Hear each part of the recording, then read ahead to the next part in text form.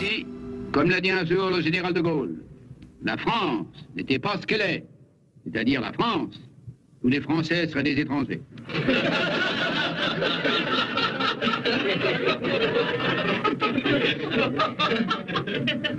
Si, comme l'a dit également, à peu de choses près, et un autre jour, le général de Gaulle, les choses étaient autres que ce qu'elles sont, c'est-à-dire ce qu'on voudrait qu'elles soient. Il s'en trouvait encore pour regretter qu'elles ne soient plus ce qu'elles étaient. L'heure tant souhaitée de la paix universelle sonnera au clocher de Notre-Dame de Bonne Nouvelle quand les cartes d'état-major seront remplacées par des cartes de visite d'état civil. Pas de mal à la veille. En politique, parler pour ne rien dire et ne rien dire pour parler sont les deux principes majeurs de tous ceux qui feraient mieux de la fermer avant de l'ouvrir. Et vous ne pouvez pas dire qu'en cette période de Covid-19 et ce qu'on entend du matin au soir, Pierre Dac, il avait tout dit. Il avait tout dit. Hein. La politique, c'est tellement ce qui se passe aujourd'hui. Pierre Dac, né le 15 août 1893 à Chalon-sur-Marne et mort le 9 février 1975, il y a 45 ans. Pierre Dac, le roi non seulement de l'absurde, mais d'une certaine humour français qu'on adore, fait à la base de calembours et de mots d'esprit. Et oui, le roi de la loufoquerie, André Berkoff. Et bien pour en parler, nous avons le plaisir de recevoir Jacques Pessis, qui est son légataire universel et son biographe. Et chroniqueur à Sud Radio et collaborateur de Sud Radio. Présentateur des clés d'une vie. Et auteur de théâtre. Et oui, à succès. Il publie au Cherche Midi Pensées éternelles de Pierre Dac et chez EPM un coffret CD de ses meilleurs sketchs et chansons. Et nous avons aussi le plaisir de recevoir donc Françoise Canetti. Elle sort aux productions Jacques Canetti qu'elle dirige. Et bien un album de sketchs inconnus de Pierre Dac et de Francis Blanche. Et on va donc en écouter dans quelques instants André sur Sud Radio. Alors bonjour à tous les deux. Jacques Pessis, le musée d'art et d'histoire du judaïsme de Paris donc célèbre actuellement Pierre Dac à travers une exposition que j'ai vue qui est extraordinaire. Vous êtes le commissaire donc de cette exposition. C'est une première en France. Alors pourquoi a-t-elle lieu seulement maintenant, 45 ans après sa mort? Parce que jusqu'à présent, personne ne me l'a demandé, et c'est Anne-Hélène Hoog, qui travaille au musée, qui a pensé qu'après Goscinny et Gottlieb, Pierre Dac avait sa place dans ce musée. Pierre Dac, qui s'appelait André Isaac, et d'ailleurs il a toujours dit que sa ville natale de Chalon-sur-Marne, en son honneur, aurait dû être baptisée Chalom-sur-Marne. Extraordinaire. Alors que raconte cette exposition? C'est le parcours d'un homme qui est devenu humoriste par hasard, parce qu'il fallait bien faire quelque chose. Il avait fait la guerre de 14, où il a été blessé à 2 reprises. Il est sorti avec la croix de guerre, et il s'est inspiré de l'humour de son père qui était boucher, le louchébem, de l'humour juif et de l'humour anglais pour créer l'humour loufoque qui n'existait pas en France. Et il a créé les premiers sketchs loufoques dans les cabarets chansonniers. Quand la radio, la TSF est née en 1936, Radio Cité et Poste Parisien l'ont engagé pour les premières émissions d'humour. Ça s'appelait l'Académie des Travailleurs du Chapeau. Il y a eu également la Société des loufoques. C'est au moment du Front Populaire. Exactement.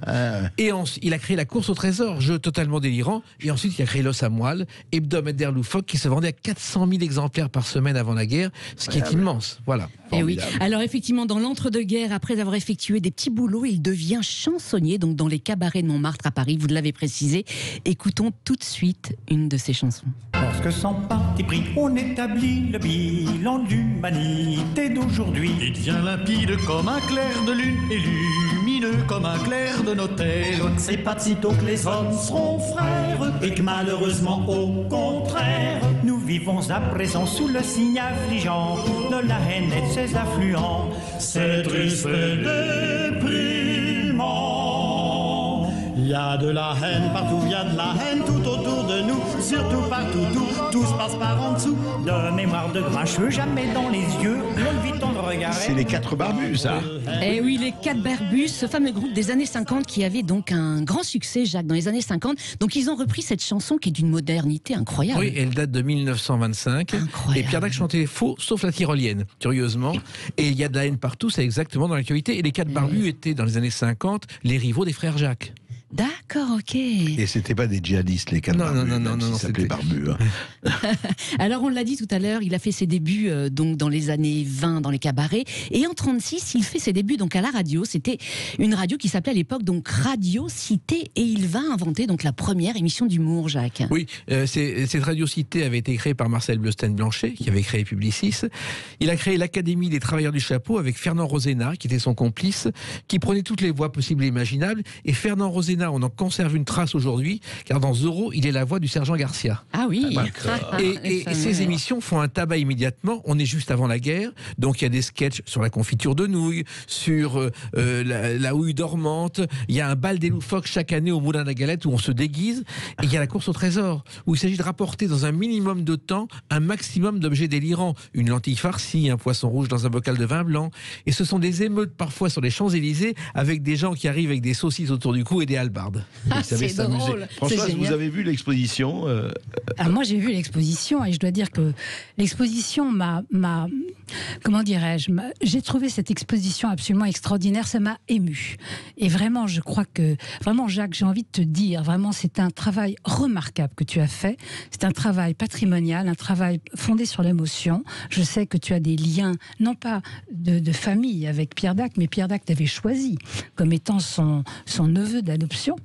Et je trouve que tu lui rends hommage, mais non seulement tu lui rends hommage, mais surtout tu expliques le talent, les génies que Pierre Dac avait, et surtout le courage que Pierre Dac avait, parce que être humoriste, c'est une chose, mais en plus avoir le courage de défendre ses idées et de répondre à des premiers ministres ou à des présidents de la République, c'en est une autre. Et Pierre Dac avait tous les courages, et je dois dire que Jacques Pessis a fait un boulot formidable. Voilà, donc bravo. Et on vous encourage tous à aller voir l'exposition. Oui, si vous passez par Paris, n'hésitez pas. C'est un vrai cours d'histoire de la résistance française, cette exposition, Jacques. Bravo à vous. Merci. En tout cas, donc on disait tout à l'heure qu'en 38, effectivement, Pierre Dac a lancé L'Os à Moelle. C'était l'organe donc officiel des loufoques. C'était un journal satirique et vraiment très politiquement engagé, Jacques. Alors, au départ, c'était juste satirique. Il y avait des reportages. Il y avait un roman qui s'appelait La vie romancée d'Évariste Malfroquet et Plombier Zinguer sous Louis XIV. Il y avait les petites annonces, car bien avant Elie Moon, les premières petites annonces, c'était le Samoil, comme on demande 2 hommes de paille, un grand, un petit pour tirage au sort. Ah oui, alors j'en ai noté quelques-unes parce que ça m'a fait mourir de rire. Des petites annonces dans ce style. Supermarché cherche vigile. L'ancien est parti avec la caisse. Dame nourrice aveugle pour enfants qui braillent. Monsieur manquant d'amour propre cherche femme lascive. Et je donne une magnifique, parce qu'un romancier, un très bon romancier est parti maintenant, c'est Idiot cherche village. Voilà. Ah oui. Et il y a aussi, en 38, musulman cherche roue voilée pour le vélo de sa femme. Non. J'adore. En tout cas, on peut dire que ses positions contre Hitler lui seront fatales en quelque sorte. C'est-à-dire que petit à petit, le journal devient politique. Ouais. Lorsque la crise des Sudètes débute, il s'engage contre Hitler. C'est très très méchant dans L'Os à Moelle, on le montre à l'exposition, ce qui fait qu'il figure sur la liste des premières personnes qui pourraient être arrêtées lorsque la Gestapo arrive dans Paris. Henri Janson, scénariste, l'a prévenu, il fuit, il va partir en Bourgogne se cacher et échapper aux nazis. Mais il sera emprisonné plusieurs fois. Alors ça, il n'entend pas l'appel du général de Gaulle, mais il entend parler, il décide de rejoindre Londres. Alors il va d'abord à Toulouse, où sa belle-mère a un café réseau de résistance, et ça marche pas. Et finalement, il va faire une tournée avec Jacques Canetti, en zone libre, pendant quelques mois, et ensuite, il va partir en Espagne, en traversant les Pyrénées à pied, en plein hiver, avec des chaussures vernies et un costume de tweed. Ce qui fait qu'il dira au sommet, si Louis XIV s'était farci les Pyrénées comme moi, il n'aurait jamais dit il n'y a plus de Pyrénées. Et il se retrouve en prison à la Carcel Modelo de Barcelone. Juste un mot, Céline. Comment votre père a connu Pierre Dac Radio Cité. Bien sûr. Radio Cité. Il a été le premier à l'engager. Il a été le premier à l'engager, parce qu'en fait, à Radio Cité, mon père, Jacques Canetti était le directeur des programmes de Radio Cité que Marcel Bleustein-Blanchet avait créé. Et donc, ils ont inventé avec Marcel Bleustein-Blanchet, avec Jean-Jacques Vital, tout ce qui fait la radio, c'est-à-dire tout ce qui fait la radio d'aujourd'hui. C'est-à-dire, on parle du radio-crochet. Je peux faire un petit crochet comme ça ? Oui, voilà. Bien sûr, bien sûr. Bon, ils ont inventé le radio-crochet, ils ont inventé le musical des jeunes, dans lequel a démarré... Charles Trenet. Oui, et Edith Piaf. Edith Piaf, oui. Et Edith Piaf. Edith Piaf c'est vrai qu'on oublie ça. Voilà, Edith Piaf. Et Charles Trenet qui a chanté pour la première fois Il y a de la joie.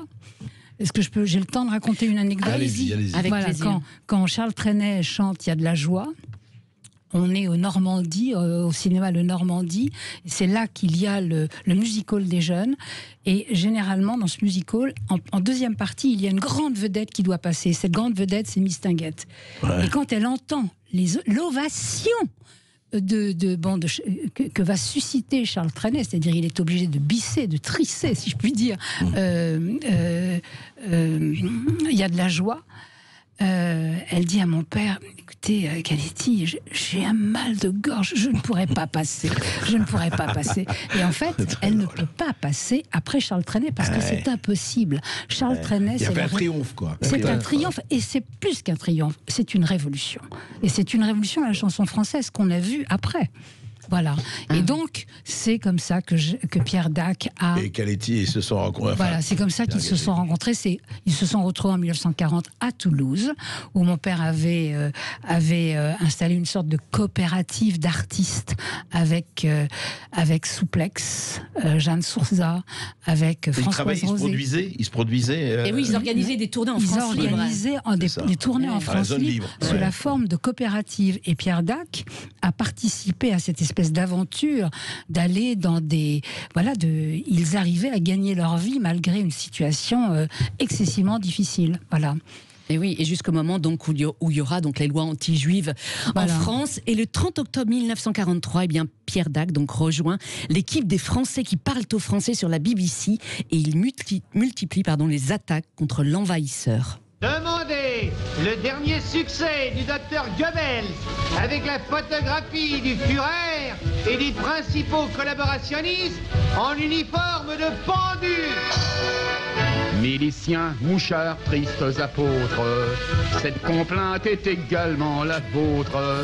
Vous les traîtres, les vendus, les paumis, vous les lâches et les la vôtre aussi, tortionnaires, bourreaux et mercenaires, et le rythme votre heure dernière. Collaborateurs, écoutez-la bien, c'est pour vous que chante ce refrain. C'est la complainte des nazis, c'est la complainte des pourris qui mettent au ventre des salauds la peur de la corde ou du poteau. Elle accompagne en quelques mots. Et oui, la complainte des nazis par Pierre Dac, une parodie de la romance de Paris. Alors il restera sur Radio Londres jusqu'en août 44, Jacques Pessis, et il écrira donc 80 éditoriaux et chansons, donc fustigeant Pétain, les collabos et les occupants. Absolument. Alors moi je voudrais demander à Jacques Pessis comment il a été reçu à Londres. D'abord, est-ce qu'il a vu De Gaulle? Alors, il a vu De Gaulle une fois, le 6 juin 44, à 11h, et De Gaulle lui dit « Comment ça va, monsieur Pierre Dac ?» Et Pierre Dac lui répond « Puisque je vous vois aujourd'hui, c'est que ça va bien, merci. » Et c'est la seule fois où ils se sont vus. Et en revanche, De Gaulle lui a fait une lettre ensuite qui est exposée au musée de remerciement pour sa participation. Il est arrivé à Londres, dit non sans difficulté, puisqu'il est passé par les prisons espagnoles à 4 reprises, la Carcel Modelo et d'autres prisons. Il a été jugé à Céret, où le juge lui a dit « Monsieur Pierre Dac, pourquoi avez-vous voulu quitter la France ?» Il a répondu « En France, il y avait 2 personnes célèbres, le maréchal Pétain et moi.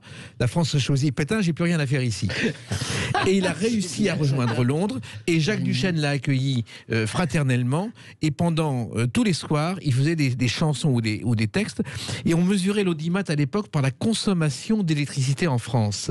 Et chaque fois que Pierre Dac parlait à la radio, la consommation était maximale en France, car les gens écoutaient la TSF. Incroyable. En tout cas, un fait marquant, une violente joute verbale va l'opposer avec Philippe Henriot, qui était éditorialiste à l'époque à Radio Paris et ministre du gouvernement Laval, Jacques Pessis. Oui, car Philippe Henriot, Londres ne parvient pas à s'en débarrasser. Et on demande à Pierre Dac, qui dit, si je l'attaque, ma femme qui est à Paris va se trouver en prison, mais c'est mon devoir. Et il l'attaque. Et Henriot, avec des informations qu'il avait, dit, mais qu'est-ce que ce Isaac, fils de Cannes, a-t-il à faire en France? Et Pierre Dac dit, voilà l'occasion fabuleuse pour lui répondre, et répond par un texte qui est aujourd'hui dans les écoles, qui s'appelle Bagatelle sur un tombeau, où il explique ce que représente pour lui la France, en évoquant la mort de son frère en 1915, mort pour la France, et il dit à la fin, Monsieur Henriot, sur votre tombe il y aura écrit mort pour Hitler, fusillé par les Français. Et 2 mois plus tard, Henriot est abattu par la résistance. Et rappelons-nous que Philippe Henriot était éditorialiste de Radio Paris, et on disait Radio Paris ment, Radio Paris ment, Radio Paris est allemand. Ce qui n'est pas de Pierre Dac, contrairement à ce qu'on dit, c'est de Maurice Van Mompes et Jean Oberlé qui, en 40, en arrivant à Londres, ont créé l'indicatif de Radio Londres sur le thème de la cucaracha. Ah oui, extraordinaire. Et c'est vrai que c'est important de préciser que certains textes de Pierre Dac aujourd'hui sont étudiés dans les écoles. Et vous, c'est un combat que vous menez, vous, Jacques. Je reçois régulièrement des lettres là, sur ce sujet. Bagatelle sur Antobo, le Schmilblick, parce que le Schmilblick, c'est pas de Coluche, mais de Pierre Dac. C'est dans les écoles, ainsi que Après la bataille, qui est une parodie de Victor Hugo totalement délirante. Ah oui. Alors, fin août 44, il rentre à Paris. Et qu'est-ce qui va se passer pour lui? Qu'est-ce qu'il fera, Pierre Dac? Ça va pas être simple, je crois. D'abord, il part en 1945 comme correspondant de guerre. Il va aller à Berchtesgaden, jusqu'au Nid d'Aigle. Il interviewe différentes personnes, dont Leni Riefenstahl, la muse d'Hitler. Oui, bien sûr. Et il lui demande, mais madame, qu'est-ce que vous avez fait pendant la guerre? Et elle répond, pendant 4 ans, j'ai été malade. Donc déjà, le dialogue est mal parti. Et après, il revient. Et puis, alors qu'il Leni Riefenstahl qui a réalisé ce film incroyable, Les Dieux du Stade. Exactement. Sur les Jeux Olympiques de 1936. Et qui a vécu 100 ans. Ouais. Et il revient à Paris et les portes de la radio se ferment. Et il dira d'ailleurs, les véritables résistants sont les résistants de 1945, parce que pendant 4 ans, ils ont héroïquement résisté à leur désir de faire de la résistance. C'est joli. Et donc, il se retrouve un petit peu dans la panade, plus rien. Et puis un jour, il entend à la radio un sketch, Les Mines de Rien. Et il hurle. Il dit, ce sketch, c'est une parodie de ce que j'ai fait en 1937 sur Radio Cité. Et il va voir l'auteur, qui est Francis Blanche. Et au lieu de s'insulter, ils vont devenir les meilleurs amis du monde. Et Francis Blanche va devenir le fils spirituel de Pierre Dac. Et ensemble, ils vont créer beaucoup de choses. Le Parti d'en rire et les feuilletons radiophoniques, dont signé Furax, bien sûr. Et oui, on en parlera dans un instant sur Sud Radio. Mais son activité de résistant a été officiellement reconnue par De Gaulle. Bien sûr, il a reçu une lettre de Gaulle. Il a reçu la Légion d'honneur en 46, la Croix de guerre. Et c'est assez étonnant, parce que c'était tellement important pour lui. Et je me souviens très bien, chaque fois qu'il entendait la Marseillaise, il se levait, il enlevait son chapeau et il essuyait une larme. Ah oui. Si c'est dire si c'était important pour lui. En fait, c'est un patriote. Enfin, il était complètement. C'est un humaniste. Un humaniste. Il a une vision, la France. Il a vraiment une vision. Et effectivement, ce côté-là de Pierre Dac, vous le démontrez vraiment dans l'exposition. C'est très touchant. Et il y a un texte de 1944 qui est paru à Londres, dans le journal France, qui s'appelle Alerte au spam. C'est que le mot spam, Pierre Dac est le premier à l'avoir employé. Spam, carrément. Exactement. Et oui, Pierre Dac était un avant-gardiste, André Berkoff. Et effectivement, donc dans les années 50, ces années-là seront marquées par son duo mythique avec Francis Blanche. On va en parler dans un instant sur Sud Radio. Et on continue d'en parler donc avec Jacques Pessis et Françoise Canetti. Mesdames, mesdemoiselles, messieurs, la politique étant, comme chacun le sait, le violon... Point à quoi? Rien. Arrête-toi l'arrière, oui. Étant, comme chacun le sait, le violon dingue de tout Français qui se respecte, nous avons nous aussi, bien sûr, songé à former un nouveau parti. Malheureusement, toutes les étiquettes étaient prises, ou peu s'en faut, car il y a énormément de partis politiques en France, des partis qui ne forment pas un tout obligatoirement d'ailleurs. Voilà. Il ne restait qu'une appellation et nous avons sauté dessus à pieds joints car il nous paraissait convenir parfaitement au genre de parti politique que nous avions décidé de fonder, puisque nous l'avons appelé le Parti d'en rire. Mais il est bien évident, de sagesse, oui, bien sûr, que tout parti qui se respecte, et c'est le cas du nôtre, doit comporter un programme, un compte chèque postal et une devise. La devise, elle est très simple. Pour tout ce qui est contre et contre tout ce qui est pour. Quant aux comptes chèques postaux, c'est Pi 3, 14, 116, 14, 18, 32. 2 x 6. 2 x 7, je retiens tout. Oui, bon, il n'y aurait plus rien. Et le programme? Oui, alors que le programme, pour qu'il soit plus facilement repris en cœur dans les écoles, les lycées, les marchés de banlieue et les garages, nous avons décidé de le présenter en musique. C'est le parti de tous ceux qui n'ont pas pris de parti. Parti pris, nous avons pris le parti. Voilà. De prendre la tête d'un parti. Et vous voyez l'opéra qui est derrière, hein. Le boléro de Ravel. Devenu le brasero de Ravel. Le brasero. Écoutez, moi je vais vous dire, imaginez un peu qu'on lance le Parti d'en rire pour les élections présidentielles de 2022. Ça marcherait du tonnerre de Dieu. Vous seriez candidat, André? Ah, je ne sais pas. Ah oui, avec d'autres. Non, mais on va lancer ça sur Sud Radio. Ceux qui sont intéressés par relancer le Parti d'en rire, mais c'est avec vrai que évidemment ce serait une belle idée. nos deux mentors, Pierre Dac et Francis Blanche. On va y penser. Et oui, et on va parler donc de ce duo mythique avec Jacques Pessis et Françoise Canetti. Comment ce duo mythique, en fait, s'est-il formé ? Par cette histoire de rencontre un soir au théâtre de la Bruyère où Francis Blanche joue les Branquignoles de Robert Derry. Donc Pierre Dac l'insulte parce qu'il a repris mine de rien. Francis Blanche lui répond et au lieu de se battre, ils vont être le père et le fils. Car Francis Blanche a une admiration folle pour Pierre Dac. Il écrivait à 12 ans des petites annonces pour l'Os à moelle. Il a travaillé dans l'Os Libre qui était la suite de l'Os à moelle. Et ils vont vraiment être complémentaires. C'est-à-dire que Pierre Dac déborde d'idées, Francis Blanche fait la synthèse et c'est comme ça qu'ils vont monter des revues où ils s'amusent tous les deux parce que ce sont deux grands enfants. Toute occasion est bonne pour se faire des blagues et faire des canulars. Un jour, ils sont en vacances chez Francis Blanche à S-Village. C'est la mode des pistolets à plomb pour les enfants. Leur grand jeu consiste à avoir un pistolet à plomb et à tirer dans les fesses des dames et ensuite c'est l'enfant qui prend une claque. Jusqu'au jour où un monsieur s'aperçoit de ça, va vers Pierre Dac, vous n'avez pas honte? Pierre Dac Trading fait monsieur Croix de guerre, Légion d'honneur, c'est pas moi. Et l'autre l'a cru. Ah, j'adore. Françoise Canetti, vous venez donc de publier un album avec 12 sketchs inconnus de Pierre Dac et Francis Blanche. Où les avez-vous trouvés alors, ces sketchs? Alors, je les ai trouvés dans les tiroirs de mon père. Et en fait, j'attendais la bonne occasion de les ressortir. Donc j'avais fait une sortie très timide en 1989, date à laquelle je les ai retrouvés. Et lorsque j'ai entendu parler de l'exposition qui allait arriver, je me suis dit, voilà, ça c'est vraiment le moment qu'il faut pour faire redécouvrir à toute une génération qui ne les connaît pas ces sketchs. Alors il y a 6 sketchs de Pierre Dac seul. Le titre de l'album? Alors le titre de l'album, c'est les 12 sketchs inoxydables de Pierre Dac et Francis Blanche dans la collection Les Introuvables de Jacques Canetti. Voilà. Donc c'est vraiment, et en plus on ne le trouve qu'au musée ou on ne le trouve que sur notre site internet. Voilà. Donc c'est c'est facile. Site internet, rappelez-le. Jacques-Canetti.com. Voilà. C'est simple, c'est dit, vous savez où le trouver. Voilà, vous savez où le trouver. Alors, quelle est l'histoire de ces 12 sketchs? Racontez-nous. Alors, d'abord, c'est le spectacle. Les premiers 6 sketchs de Pierre Dac, c'est le spectacle 39.5 que Pierre Dac a monté au Théâtre des Trois Baudets. Pour 40 représentations. En fait, au lieu de faire 40 représentations, ça a duré 400 représentations. Ça a été un succès absolument phénoménal. Et voilà. Et donc, le public était mort de rire. Et j'ai tenu à garder, si vous voulez, les rires de l'époque. Parce qu'on voit à quel point les gens sont réactifs à cette, comment dirais-je, à ce phrasé de Pierre Dac, qui est un phrasé très monocorde. C'est-à-dire, on entend Pierre Dac parler, une voix assez monocorde, et les gens hurlent de rire, et vraiment, on entend ça. Et voilà. Et donc, il y a eu un autre spectacle qui a succédé à ce spectacle. C'est donc ce fameux spectacle où Pierre Dac et Francis Blanche montent ensemble leur premier spectacle ensemble. Pierre Dac.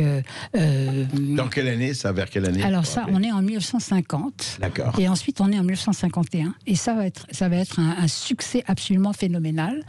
Et donc, ça inaugure l'ère de tous les humoristes du Théâtre des Trois Baudets. On ne le sait pas. C'est-à-dire, quand on parle du Théâtre des Trois Baudets de Jacques Canetti, on pense à Brassens, à Brel, à Gainsbourg, à Devos, tout ça. Voilà. Mais on ne pense jamais aux humoristes qui sont nés dans ce théâtre. Et donc, comme Pierre Dac, Francis Blanche, Devos, Jean-Yann. Et Robert Lamoureux, qui a débuté dans la revue. Voilà. Et Robert Lamoureux, d'ailleurs, qui va faire ses débuts avec Pierre Dac dans le premier spectacle, le 39.5.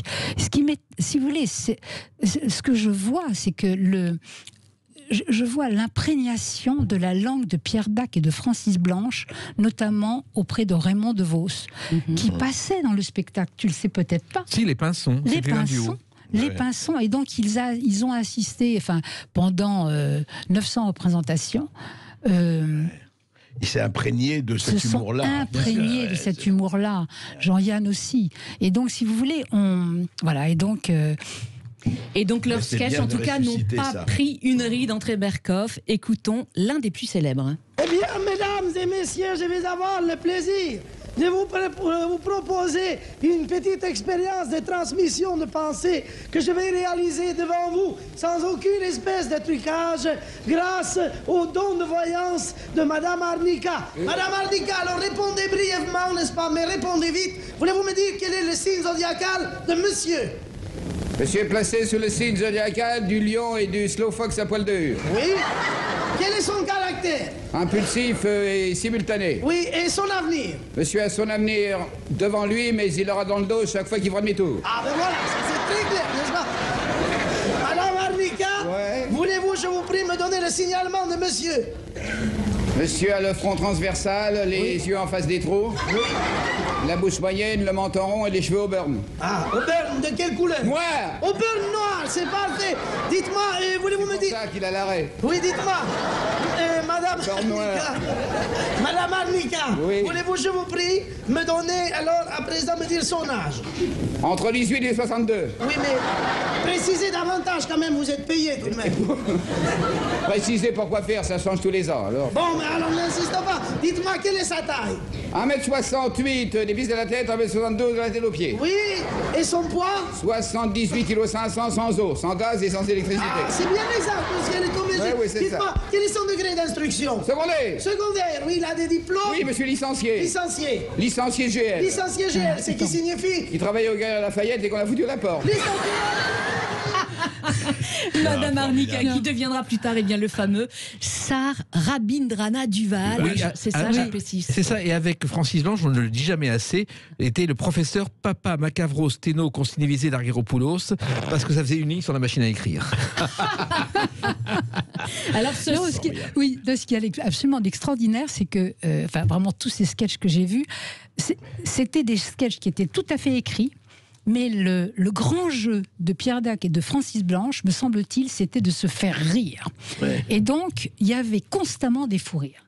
Et là, moi, je me souviens... Mais eux deux se marrent, on voit. Mais les deux se marrent. Et c'est à celui qui va épater l'autre. Ouais. Et donc, ça génère des fous rires qui vont dans la salle, bien évidemment, et donc les gens sont là, mais ils sont hilars. Et d'ailleurs, dans le studio, on est hilars. Et justement, vous disiez, ces sketchs sont très écrits. C'est vrai qu'il paraît qu'il passait des nuits et des journées entières à écrire ces sketchs. Pierre Dac écrivait jour et nuit, et chaque mot comptait, la syntaxe comptait. Toutes ses pensées, tous ses textes sont littéraires. C'est-à-dire qu'on peut aujourd'hui trouver chaque mot. Et Madame Arnica, au départ, c'est une parodie d'un numéro de voyance très célèbre à l'époque, qui s'appelait Mir et Miroska.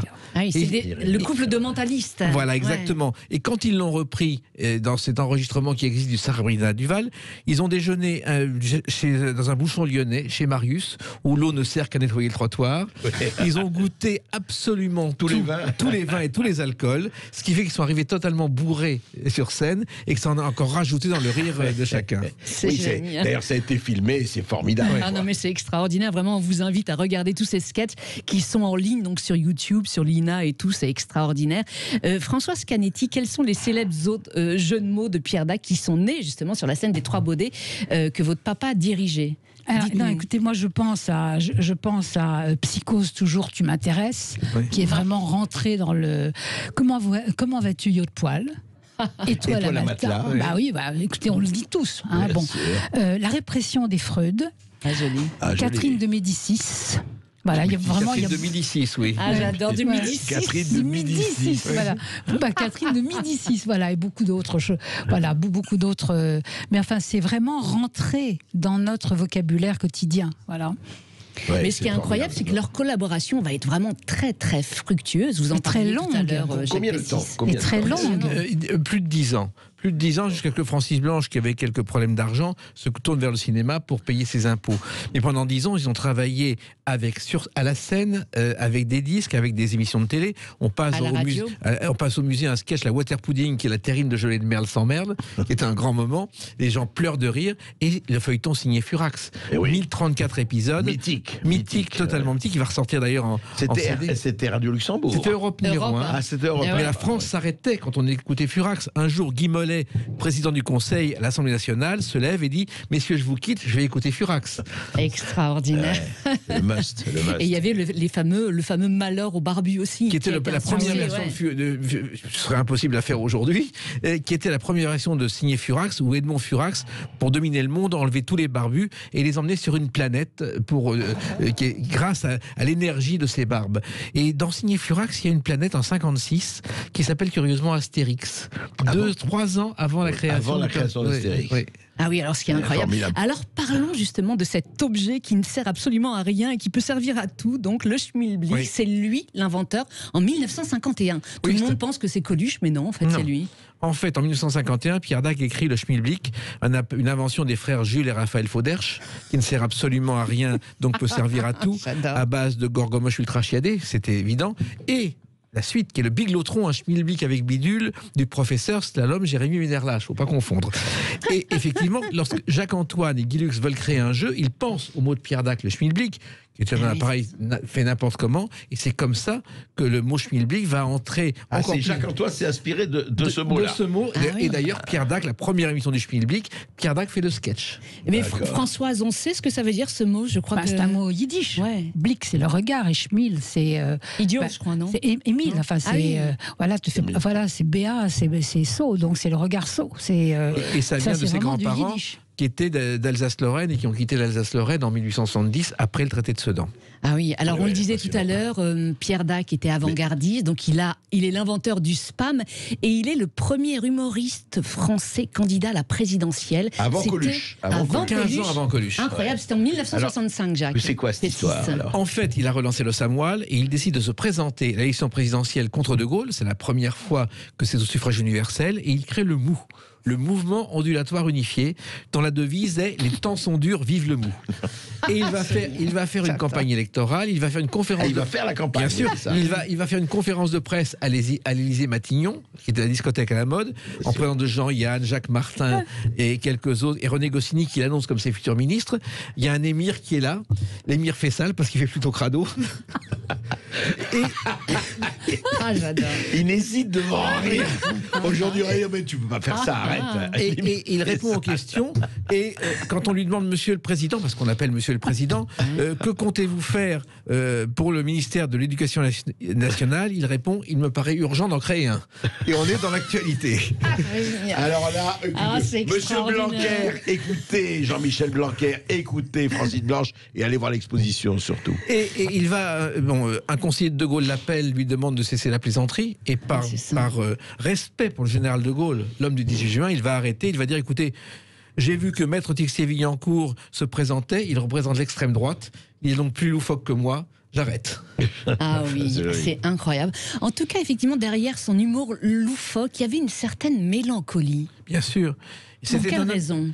D'abord parce que son frère était mort pendant la guerre de 14 et il ne comprenait pas.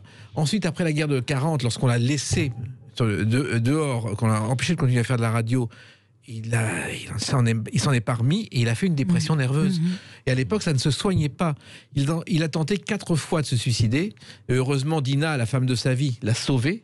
Et il a pu reprendre son métier quand cette boule dans la tête est partie. C'était une araignée dans la tête qui ne parvenait pas à faire disparaître.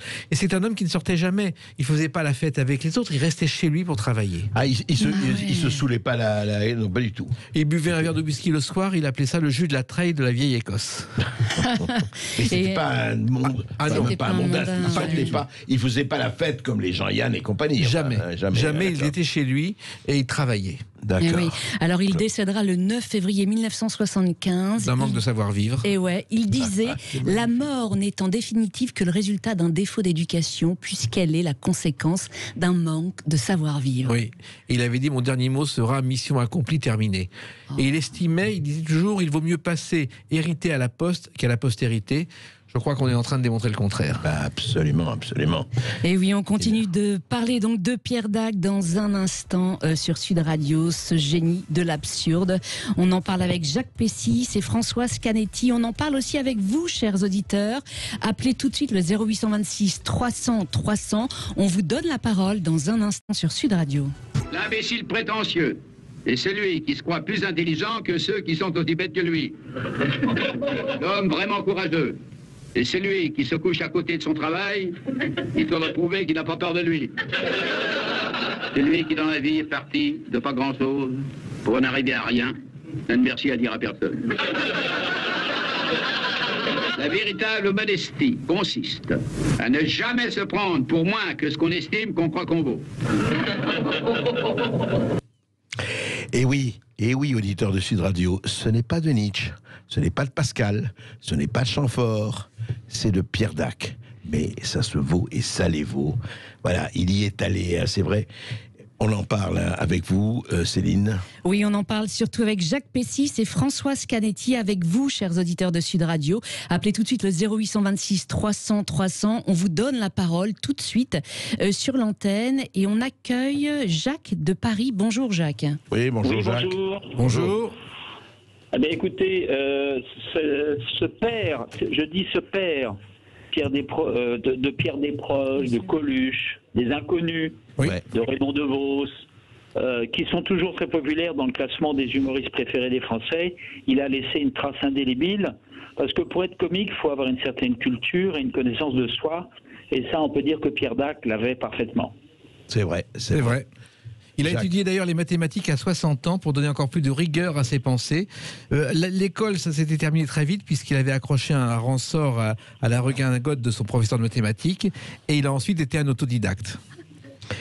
Oui, Bah, Jacques, vous connaissez bien l'œuvre de Pierre Dac, enfin c'est-à-dire qu'on ne peut pas être insensible parce qu'il est justement celui, Coluche, qui est le préféré des Français, même s'il est mort il y a presque 30 ans, les Inconnus, dont on disait qu'ils étaient nuls, mais qui sont toujours très populaires, Absolument. les nuls qu'on dirait qu'ils seraient inconnus, c'est toujours notre microcosme parisien, Raymond DeVos, Pierre Desproges, Thierry Luron, qui sont toujours dans les comiques les plus préférés des Français, appréciés, oui, les plus bien sûr. populaires, les plus appréciés, et qui, c'est vrai, on les sait tous, même si Coluche a disparu il y a 30 ans, il est toujours dans c'est le plus populaire des comiques français. Hein. Tout à fait, tout à fait. Il ne faut pas l'oublier. Et puis des gens comme Pierre Desproges qui a osé aborder certains thèmes très complexes que personne n'osait aborder. Exact. Il n'a jamais été politiquement correct, hein, ni N'a jamais éthiquement été correct. politiquement. Voilà, donc je crois que l'absurde de Desproges ou de Pierre Dac,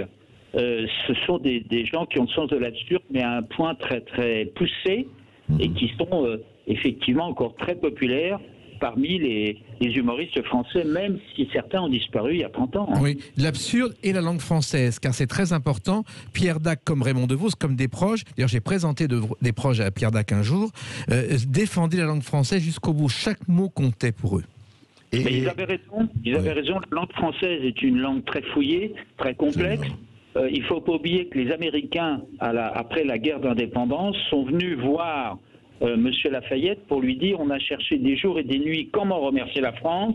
La seule solution qui a été acceptée par l'ensemble de nos élus, c'est de prendre la langue française en première langue. Et Lafayette a fait l'erreur de répondre n'en faites rien. Il aurait peut-être dû. Ça a un peu changé la face des... qu'est-ce que vous voulez, voilà, on commet tous des erreurs, hein, même Lafayette. Oui. Non, mais la langue française permet certainement des finesses dans l'humour que l'anglais, j'ai rien contre les Anglais. John Lennon avait d'ailleurs dit groupe de rock français, c'est comme le vin anglais. Bon, chacun son particularisme. Hein. À Odoudou, haut de poil, ça veut rien dire. Ouais. Non, mais l'anglais a aussi son humour, mais c'est un autre humour, et exactement chaque pays a son génie. Juste, Jacques, est-ce que, au fond, on parlait de l'absurde? Il avait un vrai sens de l'absurde, Pierre Dac. Il disait le plus beau compliment qu'on puisse me faire en parlant de mes textes, c'est de dire c'est complètement con, mais c'est vrai. C'est-à-dire qu'il prenait chaque texte, il le décortiquait pour en arriver à la situation la plus absurde, ce qui était des heures de travail, et ce qui permet aujourd'hui à ces textes d'être totalement intemporels, de toucher les jeunes générations. C'est vrai. Et oui. Que reste-t-il aujourd'hui de Pierre Dac? Il a laissé une œuvre considérable. Il a laissé les feuilletons radiophoniques, comme Signé Furax, Bon baiser de partout, beaucoup de sketchs, des livres, les pensées, son roman Du côté d'ailleurs, il y a ses chansons de Londres. Donc c'est une œuvre considérable. Et L'os à moelle que vous avez réédité. Et L'os à moelle, les 109 numéros de L'os à moelle et les 102 de L'os libre qui ont été réédités. Et cet ensemble est quelque chose d'intemporel pour toucher les jeunes générations. Car cette exposition de Pierre Dac, c'est bien pour toucher les plus anciens, mais c'est bien aussi pour montrer à la nouvelle génération que l'humour, c'est ça. Oui. Et le porte-voix de ceux qui ont voulu soutenir le général de Gaulle à Londres contre les gens qui sont restés, qui ont soutenu le régime de Vichy. Il ne faut pas l'oublier. Il s'est donc engagé et à cette époque-là, quitter la France pour aller à Londres. Il a d'ailleurs dû faire plusieurs tentatives pour aboutir à la possibilité de s'exprimer sur la Radio Londres. C'est une phase aussi importante qu'il faut souligner. Françoise ? Non, enfin, moi je suis frappée justement de cette langue française, de ce creuset de langue française juste après la guerre, où on voit que finalement Pierre Dac crée la langue française de l'humour et de l'humour absurde. Et aux Trois Baudets, au même moment, il y a la langue française. Il y a la langue de la chanson française qui émerge également, avec des gens d'ailleurs qui vont être dans les spectacles de Pierre Dac, Jacques. Je pense à Mouloudji, je pense à Brassens qui va démarrer 1 ou 2 ans après, à Brel, à Béard. Voilà. Et donc c'est une langue française en pleine ébullition qui commence à naître, qui naît après la guerre, après un profond bouleversement où les gens, où les gens se retrouvent avec une nouvelle langue. Tout à fait. La belle langue de mon pays, comme disait Bertrand Clairvaux. Oui. Il y a aussi une chose dans cette exposition qui est importante, c'est qu'il y a un moment inattendu. Il y a une pièce de Peter Weiss, L'Instruction, qui a été créée en 1966 au théâtre d'Aubervilliers, qui raconte, à partir des minutes du procès de Francfort, comment les nazis gazaient les gens à Auschwitz. Et Gabriel Garand a demandé à Pierre Dac de jouer cette pièce, de jouer le président du tribunal. Il l'a fait en disant c'est mon devoir de montrer ça pour que tout ça ne recommence jamais. C'est dire que c'était un patriote. Oui. Extraordinaire. En tout cas, c'est un homme qui avait de la mémoire et qui se souvenait et qui avait aussi besoin de le transmettre et de l'expliquer. Parfois distrait, un jour il part de chez lui et il monte dans le taxi. Il habitait 24 avenue de Villiers. Il monte dans le taxi, j'étais là, et il dit au chauffeur on va 24 avenue de Villiers. Le chauffeur répond c'est ici, on est arrivé. Il fait ah bon, combien je vous dois? Mais il avait fait exprès. Non, même pas. Même pas. C'était parti comme ça. Jacques Pessis, aujourd'hui, il y a des héritiers. Qui sont-ils, selon vous? Pour moi, les Guignols de l'info ont été des héritiers. Pierre Desproges, effectivement, est un héritier. Les inconnus. Michael Hirsch, qui débute aujourd'hui, qui est en train de monter, et quelqu'un qui est venu me voir un jour en disant j'ai fait ce métier parce que j'ai lu les textes de Pierre Dac. Et il y a toute une génération qui découvre, peut-être même sans s'en rendre compte, cette forme d'humour absurde qui est très difficile à manier, mais qui touche le public parce qu'elle n'est jamais violente. Elle est parfois violente, mais jamais méchante. Et ça, c'est très important. Je pense aussi à François Morel. François Morel est bien sûr. François Morel, qui est aussi un héritier de Pierre Dac, mais d'une autre façon. Mais il y a cette langue-là. Bien sûr, François Morel qui joue aussi des spectacles de De Vos. Absolument. Quelques pensées éternelles, André, de Pierre Dac, si vous voulez en citer quelques-unes avant de conclure cette émission. Par exemple, il y a une qui est d'une actualité encore plus extraordinaire qu'on ne soit. Voilà ce qu'il a dit. Il a écrit ça, encore une fois, il y a 40 ans. La télévision est faite pour ceux qui, n'ayant rien à dire, tiennent absolument à le faire savoir. Covid, bonjour. Et oui, il a dit aussi les bons crus font les bonnes cuites. Un accusé est cuit quand son avocat n'est pas cru. Femme de ménage pieuse cherche emploi dans institutions religieuses pour regarder ménage se faire tout seul par opération du Saint-Esprit. Et puis celle-là, on n'a pas retrouvé l'origine, mais je l'adore. Il disait, jeunes gens, ne passez plus le bac, prenez plutôt le pont de Tancarville. Extraordinaire. C'est quand même magnifique. Et non, mais c'est vrai qu'il avait quelque chose de... En fait, je vais demander à Françoise et à Jacques, si vous aviez à définir d'une phrase Pierre Dac, qui je crois est un humaniste quelque part très profond, vous diriez quoi? Est-ce qu'on pouvait dire, est-ce qu'on pourrait lui appliquer la phrase de Chris Marker, qui est une des plus belles définitions de l'humour? Il disait l'humour, c'est la politesse du désespoir. C'est exactement ça. Et justement, il a beaucoup écrit parce qu'il préférait rire plutôt qu'en mourir. Et il a fait rimer humoriste avec humaniste. Et sa dernière phrase qui résume sa carrière, c'est que rien de ce qui est fini n'est jamais complètement achevé, tant que tout ce qui est commencé n'est pas totalement terminé, et tant que l'espoir demeure au niveau de l'espérance, il n'y a pas eu de désespéré. C'est très d'actualité. Absolument. Ah oui, c'est très joli. François Jacques, je souscris à ce que tu as dit. Je ne dirais pas mieux, bravo.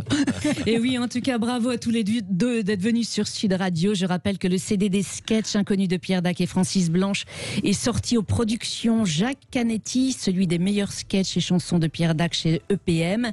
Jacques Pessis, votre livre Pensées éternelles de Pierre Dac est paru donc au Cherche Midi, et l'exposition qui lui est consacrée donc au Musée d'art et d'histoire du judaïsme de Paris a lieu jusqu'en février. Alors ne ratez surtout pas cet événement et ne ratez pas les clés d'une vie ce week-end sur Sud Radio avec Jacques Pessis. Qui seront vos invités? Demain à 13h, Amine Malouf, et dimanche à 11h, Dani, la chanteuse qui est de retour. Eh bien, on vous écoutera sur Sud Radio. Tout de suite, c'est Brigitte Lahaie. Aujourd'hui, elle reçoit Arthur Vernon, auteur de La vie, l'amour, le sexe aux éditions Tabou. Serions-nous tous un peu exhibes ou voyeurs? Réponse dans un instant sur Sud Radio.